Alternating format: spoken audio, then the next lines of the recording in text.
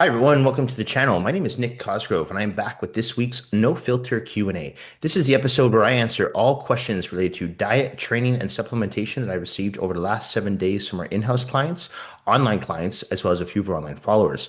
Remember, if you have any questions related to your nutritional plan, workout program, supplements you are currently taking, not taking, or considering taking, please feel free to email me those questions at nick@foreverfitperformance.com, or you can DM me your questions on my Instagram at fitcosgrove_. All right, let's get started with this week's no filter Q&A with question number one.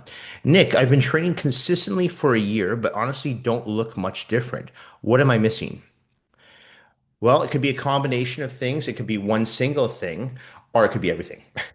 Okay, so it's really hard to pinpoint because I don't work with you. So I'd have to assess your physique. I'd have to look over your training program. I'd have to dissect your nutritional plan, have a glance at your supplement protocol, and so on. But I can tell you this, there's obviously something you're doing wrong. Okay, because if you are training consistently in the gym for a year, and let's say you're in the gym anywhere from 3 to 5 times a week, you should see some noticeable changes in your physique. So, are you not training intelligently, as in you're doing the same thing over and over again? Do you not have a game plan when you go to the gym? Are you not training intensely enough? Are you going to the gym and just going through the motions, right? Are you checking your phone in between sets for 3 or 4 or 5 minutes, right? Are you playing on Instagram, cruising, play on TikTok, whatever, just looking at your phone, right? So you have to look at the training first and go, okay, do my workouts make sense? Am I training? And be honest with yourself too. Like, am I really training with the utmost amount of intensity? When you leave the gym, do you leave the gym and say, "Oh, I could have done more"? Because if you leave the gym knowing that you could have done more, then you're a loser. All right? Don't be a loser. When you leave the gym, you can be like, that was brutal. I cannot do one more set. And that's how I feel when I go to the gym. That's how my clients feel when they're doing a workout with me. They cannot do any more. All right. So that's how you want to feel. So the training needs to be structured properly. It needs to be put together methodically, and you need to make sure that you're training intensely. As far as the nutrition plan is concerned, which I believe is the other 50% of the equation, you need to make sure your diet's dialed in. You could be training really hard in the gym, but if your diet's not dialed in, as in you're eating a lot of crap, you're not going to see those muscles if you've got a thick layer of fat covering them.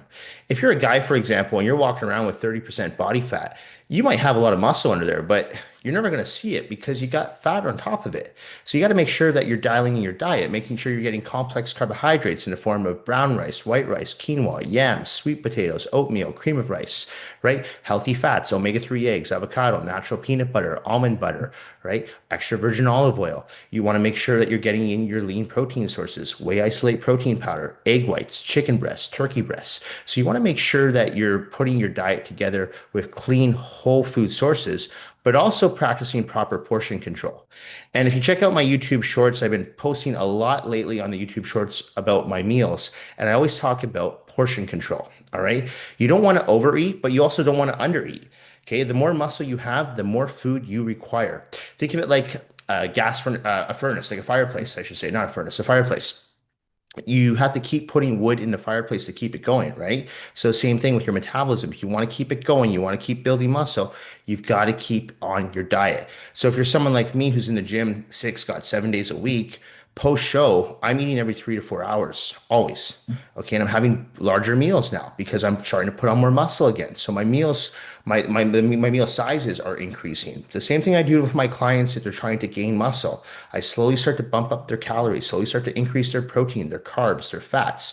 Someone's trying to lose weight, I do the complete opposite, but very carefully. All right. And supplement protocol. And I don't mean supplement protocol as in peptides and anabolic steroids. I mean, you want to make sure you're getting all your vitamins and your nutrients and your minerals. And this is why I tell people they should be getting blood work done at least once a year, because then you can see what you're deficient in. Do you know how many times people send me their blood work on Life Labs? Here in Canada, we read through our Life Labs. I think in the US as well, they do that, but we have Life Labs and they'll send me their blood work. And the amount of times I see someone who has a vitamin D deficiency, I'm like, it's so easy just to pop 2000 IU of vitamin D a day. You're good. You won't have that deficiency. All right. So, like, that's an example of something that's so easy to fix. But because people don't go for their blood work, they don't really understand like the how vital certain nutrients are to the body, vitamins and minerals that we don't really get enough from food, that can have a negative interaction on your body as a whole. I work with a lot of women who suffer from low iron levels, right? And so sometimes that can be brought up through nutrition, sometimes, but sometimes you do have to go on a type of medication, right? So you have to make sure you get your blood work done at least once a year, just so you know what's going on, and then you can put your supplements in based on that. Okay. So I'm talking more about the vitamins and the minerals. So training program needs to be in check. Diet needs to be dialed in. Supplement protocol should be designed specifically for you based on your blood work. When all three of those are in check, you should see results with your body and you should feel results. Okay. More importantly, you should feel the results, more energy, you sleep better, you recover better, higher libido. Okay. Those, you think more clearly, you're more productive. So all these are important. So you got to stack all three. Okay. So it could be one, could be two, could be all three. Either way, my recommendation to you, perhaps hire a coach that can help dissect what's going on and get you back on the right track. All right. Next question. Nick, how do I know if I actually need a coach or if I should just keep trying on my own? Pretty simple. If what you're doing right now is working, you probably don't need a coach, right? If you're getting great results and you're getting a great ROI on your investment in the gym and you're seeing results, you're feeling results, you're gaining muscle or losing fat or a combination of the two, you probably don't need a coach. If you're accountable, if you're going to all your workouts, you're never skipping your workouts, you probably don't need a coach. But here's the thing. For me, for example, I have a financial advisor. I understand the stock market, but not like she does. Could I do it myself? I probably could. Maybe I could get maybe a 4% return. But my financial advisor, I'm averaging a 9 to 11% return. So I work with someone who's a professional, currently getting my website redesigned. Now, I could do it myself. I could cheap out, do it myself, use it from one of these AI apps and put up a fairly decent looking website. But I don't want a decent looking website. I want a really nice website. So I hire a professional. I look for the best. Okay. So I look for someone who does this for a living, someone who's experienced and knowledgeable. And the same thing transitions to the fitness industry. If you are able to, if you can afford to work with a coach, whether online or in house, in my opinion, as long as that coach is knowledgeable, reputable, experienced, that person can help you fast track your results and give you the most bang for your buck. So, my recommendation to you is truly assess what's going on. If you are not seeing changes of your physique, if you are lacking the motivation to go to the gym, if you're feeling sore when you shouldn't be sore because maybe you're doing something incorrectly, it's time to work with a coach. All right. And I know for a lot of people, like, I can just do it myself. You can. But here's the thing, I work with a lot of clients who can easily do it on themselves, but they know they get better results when they work with me because sometimes it helps to have that second set of eyes that will tell you, you need to change this, or you need to add this, or you need to take out this. Because when you're doing it yourself, you kind of get tunnel vision, and sometimes that can be detrimental to your results. Sometimes tunnel vision can be great. Don't get me wrong. I know, like when I'm training for that last competition a few weeks ago, tunnel vision was great. But sometimes when you're doing the same thing over and over again, and you're just like, you don't know what to do because you're just so stuck in that mindset of, okay, well, this is what I always do. Sometimes it helps to have a second set of eyes, someone you trust and you're confident in, and say, you know what? No, you're overtraining. Take a few days off from the gym. You know what? Go have a burger and fries. I want you to relax on your diet, right? Or stop having the burger and fries. You're relaxing too much on the diet, right? So that's why a lot of people work with me year round, both in-house and online, for that accountability factor, but also because it's that extra assurance to that they know that they're not wasting their time in the gym. They know that they're not wasting their time with their diet and they're fast tracking their results. Okay. So again, I'm not saying trying to sell my own coaching services here. I'm just saying that it can definitely help when you work with a professional. Okay. And I truly believe that. And that's why I always surround myself with professionals, whether it's my web designer, whether it's my financial advisor, or whether it's my realtor. I don't do it myself. I hire out because I want to get the best results. Okay. So if you want to create the best ROI, surround yourself with the best people for the job. All right. Okay. Okay. Nick, why do I feel stronger in the gym, but my physique still looks the same in the mirror? Again, because strength does not necessarily equate to aesthetics. And I talked about this last week on the Q&A about how if you look at powerlifters, powerlifters don't usually have the most aesthetically pleasing physiques. They're strong as hell. I mean, you got some guys who are deadlifting 800 to 1,000 pounds, but they're not aesthetically pleasing physiques because a powerlifter's objective is just to move weight. right? Whereas a bodybuilder's objective is to sculpt, refine, and define the physique. It's like an artist. You're creating a clay sculpture and you're sculpting it, right? So it's not about how much weight you can lift. It's how much can you contract that muscle? How can you hit that muscle from different angles so you create that 3D dimensional look? And every time I've gone to the gym, I've never been like, "Oh, today I'm going to go really heavy." I listen to my body. So some days, for example, I might feel really strong in the gym and I could like easily, squat 315. Other weeks I'll go to the gym and squatting 315 feels really heavy. Okay, so it just depends on the body. And unfortunately, we're not machines. Maybe you had a bad sleep, maybe you missed a meal, maybe you're really stressed out, whatever it may be. Maybe you're dealing with an injury or a physical limitation that's going to affect the transition of the weight. So I wouldn't go in with the objective of always trying to increase your weight or base your results on how strong you are, unless, of course, you are trained to be a powerlifter. But I can tell you from doing this job for 25 plus years, rarely, if ever, anyone comes to work with me, because I don't train powerlifters, are looking just to get stronger.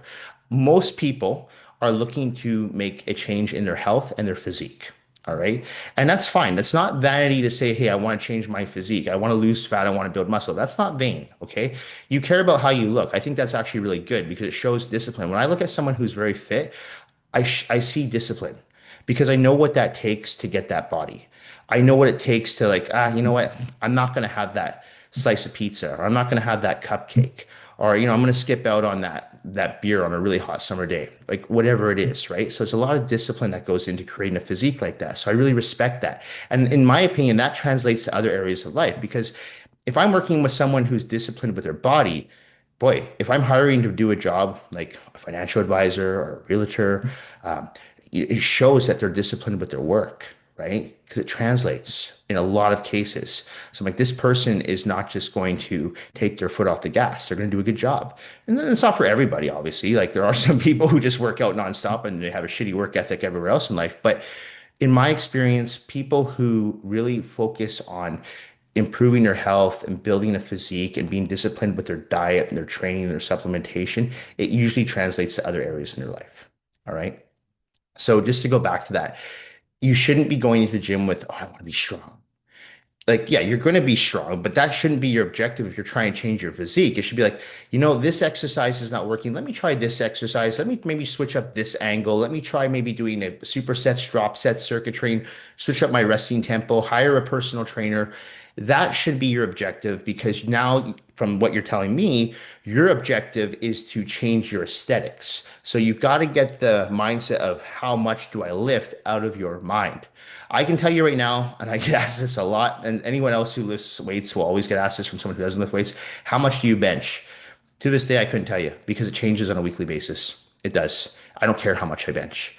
I care what my chest looks like. I care that I'm actually had the mobility and flexibility to bring that bar all the way down to my chest, which a lot of people lack. So that's more important to me than how much weight I'm lifting. I care less how much weight I'm lifting. Okay, I'm not trying to impress anybody. I post videos up on my YouTube shorts and on my Instagram reels of me lifting weights, and they're not crazy Ronnie Coleman weights. The weights are actually fairly light, but I'm getting the most out of the set because I'm making sure that I'm really controlling both the eccentric and the concentric contractions of every movement I do and recruiting as much muscle fibers to that exercise as possible because I'm trying to get the best results. The best results does not come from lifting the heaviest weight with shitty range of motion, ballistic form. All right. So remember that. It's not about how strong you are. Change your mindset. Okay. If that you got to go into the gym now, think like an artist. All right, I'm going to create my canvas now. And that's what you have to think like. I know it sounds cringy, but it's true. Okay, so go in there with a different mindset and start visualizing how am I going to make my chest, if you're a guy, bigger? How am I going to make my delts more capped? If you're a woman, maybe you're trying to work your glutes. How am I going to get a little bit more striations in my glutes? How am I going to get them higher?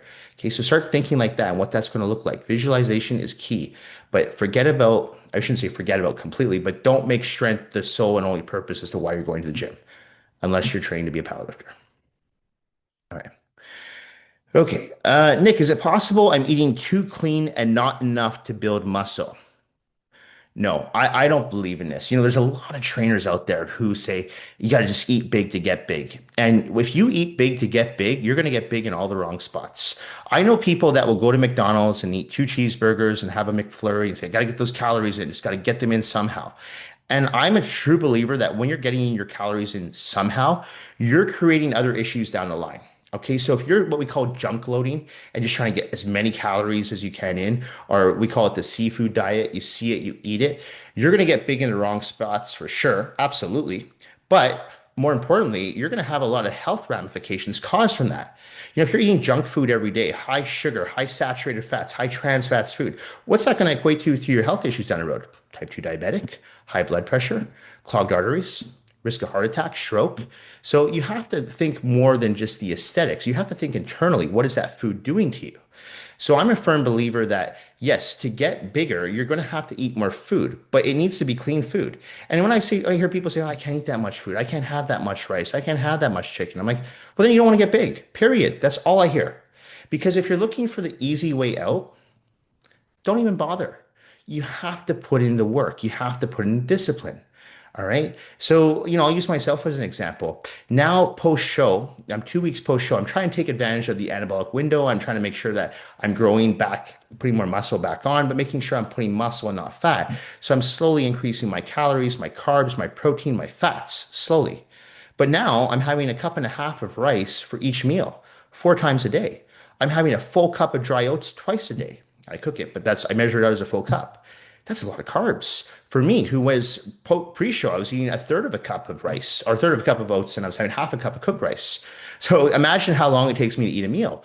But I know it's going to benefit me in the long run. Okay. So I'm forcing myself. It's almost like I'm force feeding myself, but I'm making sure I'm eating clean food.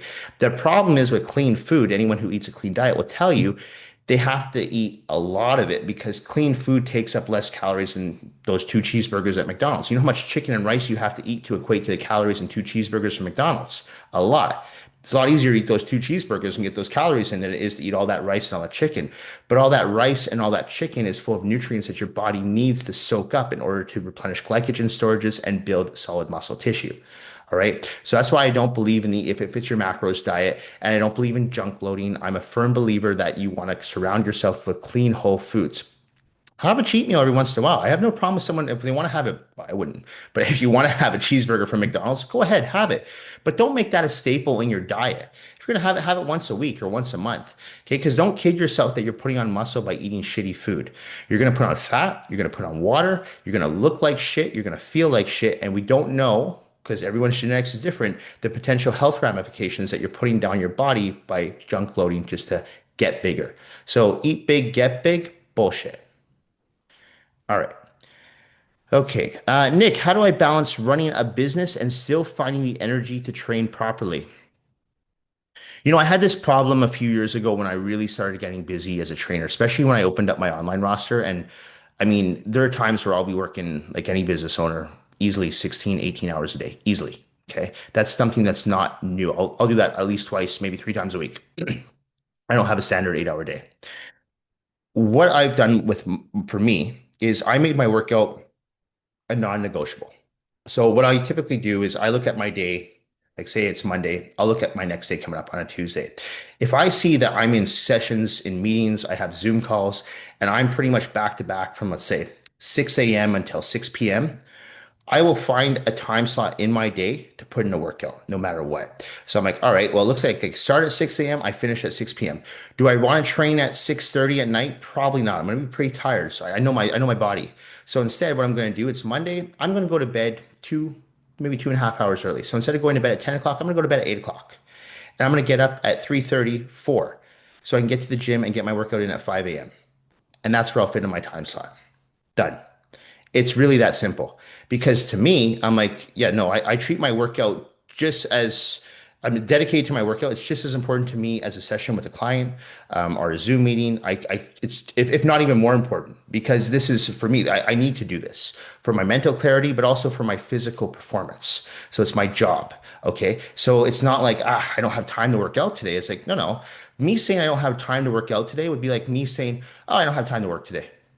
But what a ridiculous thing to say. Who says that? I don't have time to work today, right? Of course, people go to work. They need to make money. So I take building my body just as important as building my business. All right. So, and like I said, even more important.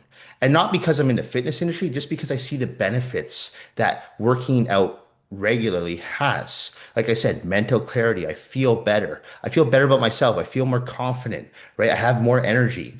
So it puts me in a better mood throughout the day, right? So it's not just the physical parts, right? So you have to make your workout a non-negotiable. And if you're someone like me, and if you are a business owner, you know what I'm talking about. You're going to be working those 16, 18-hour days easily. If you're an employee and you're only working 8 hours a day, I never want to hear someone say to me, I don't have time to work out. That's the biggest amount of bullshit I've ever heard.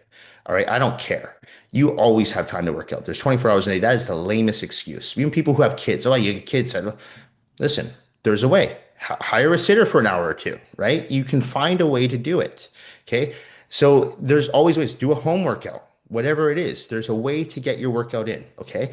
But when you start structuring it in a way where it's just as important to you as getting your paycheck, okay, you're not going to miss it. And that's the way I've always tried to teach my clients who are business owners. I'm like, treat your workouts just as seriously as you treat your business. And that's why I always go back to that analogy. And I talked about it last week, where I always say this to all my clients who are business owners. And most of my clients are business owners, so they understand it right away. And I always ask them, like, did you build your physique, or sorry, did you build your business working on it once or twice a week?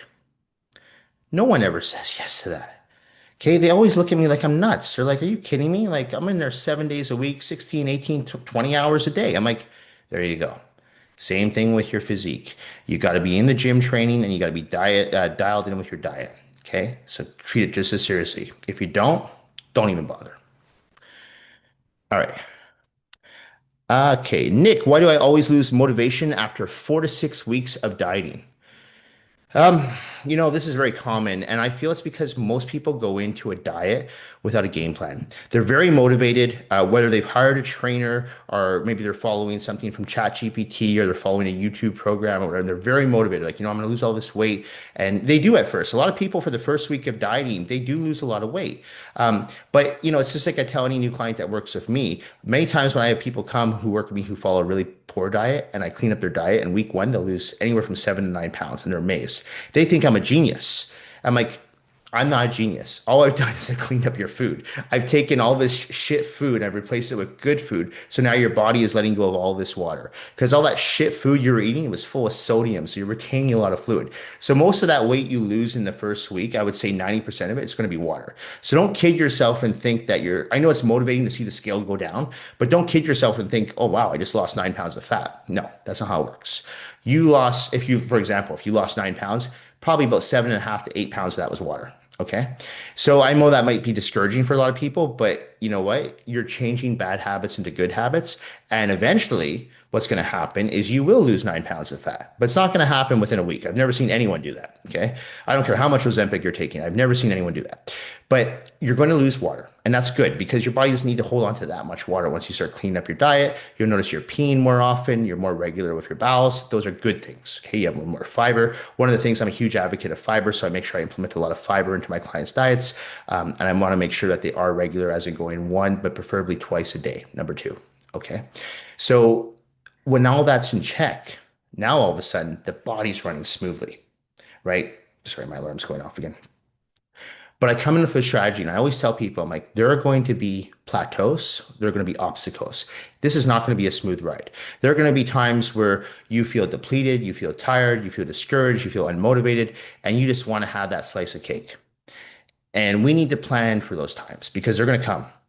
And so I always implement a strategy of all my clients I work with, whether that's giving them advice on how to implement more fats when they're having cravings, ordering some flavored BCAAs when they're feeling like really low and depleted, or maybe increasing carbohydrates if and when necessary, or giving them an additional cheat meal throughout the week. All right. So it really is an individual based scenario, but I always make sure I approach everyone's diet strategically because I know for a fact that once we get into the depths of the diet, it gets harder physically and mentally. And if you don't have a strategy in place, you're going to fail. And I've had people come work with me, and when we get to like week 4, week 5, it's getting hard for them. They're missing social outings, they're missing hanging out with their friends, going out for drinks, and they miss a check-in, they miss 2 check-ins, and then I don't hear from them for 3 weeks. I do my job. I'm always there. I check in with them. I'm holding them accountable with whatever I can do, but I can't force them to follow the diet. Okay.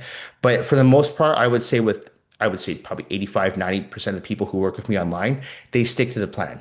Are there going to be hiccups? Sure. Are they going to cheat on their diet? Absolutely. Hell, I've cheated on my diet. Okay, no one's perfect. But if you can stay accountable for most of your meals and you can keep your diet dialed in 90%, you're going to see results, but you have to go on with a game plan. And that's again where it helps having a coach in your corner that will have that game plan designed and ready for you. Because again, an experienced coach like myself, for example, has seen everything that you're going to go through. I've gone through myself, or I've gone through it with people that I've worked with over the past 20 plus years online. Okay, I've seen it all.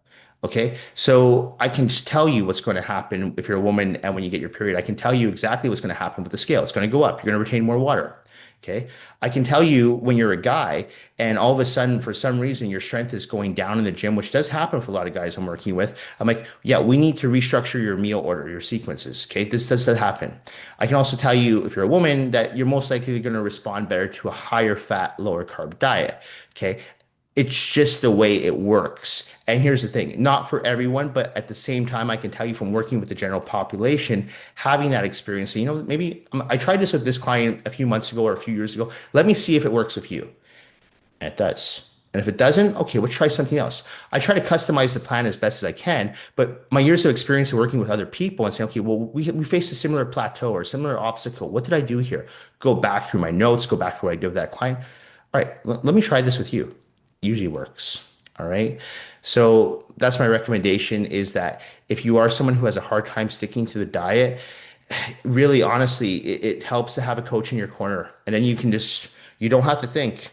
It's just like the going to the gym and working with someone, a personal trainer. Same thing. You don't have to think. The trainer gives you the exercises, gives you the workout. You just do the exercises.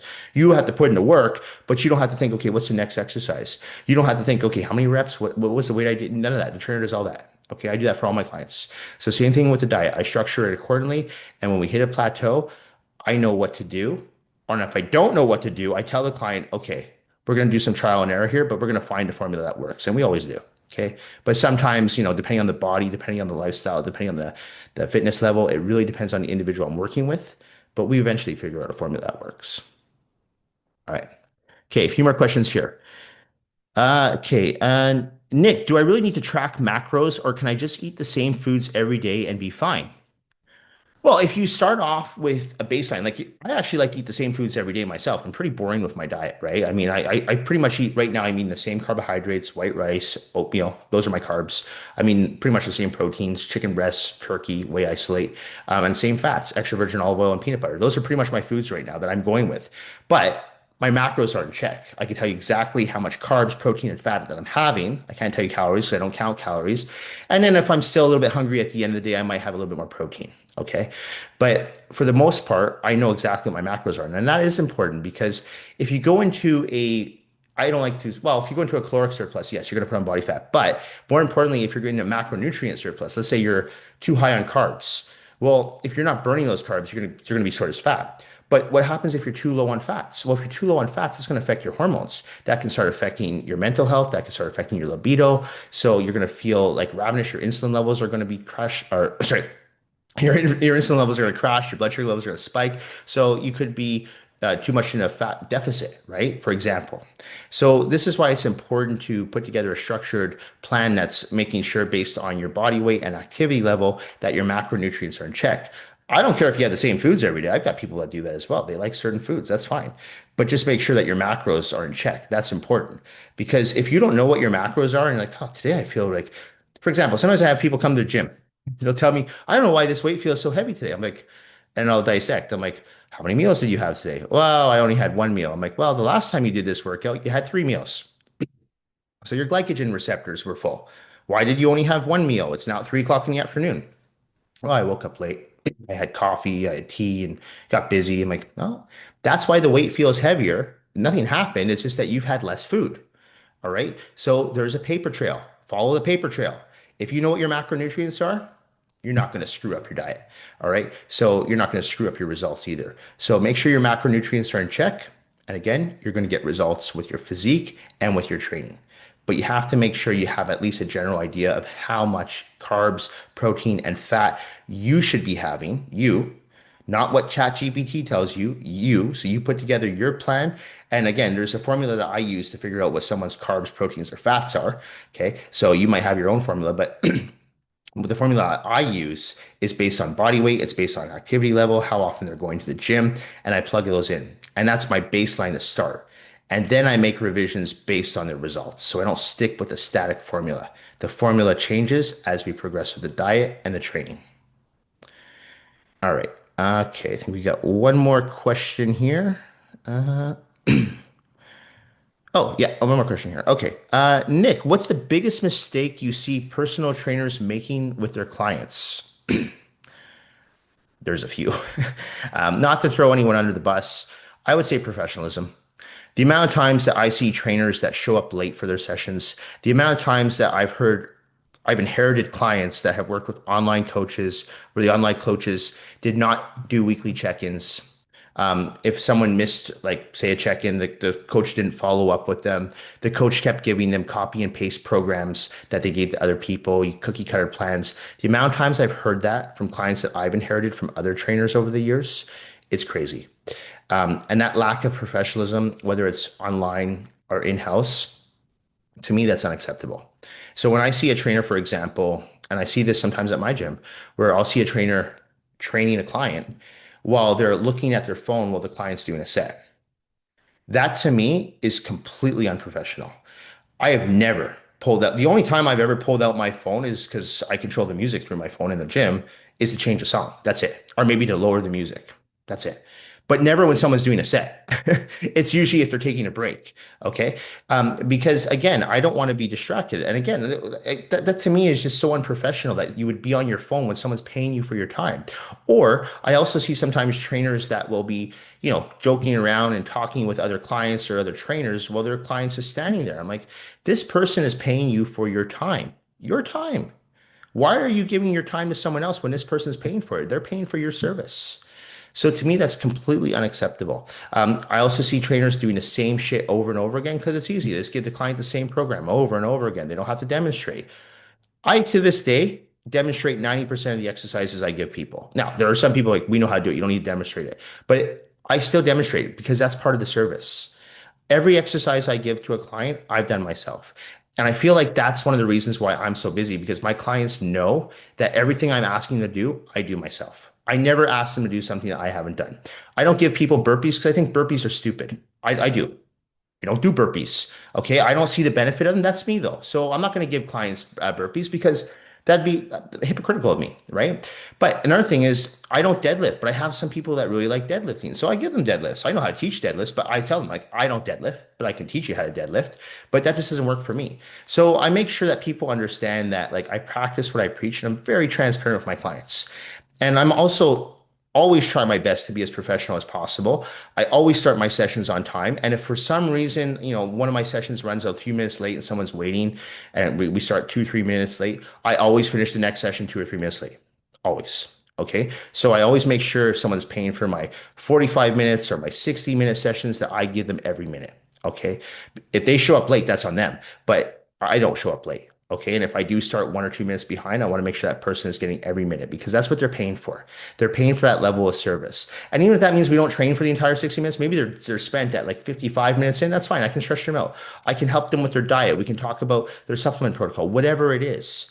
But that's what they're paying you for. So act like a professional. Do not show up late for sessions. Look the part.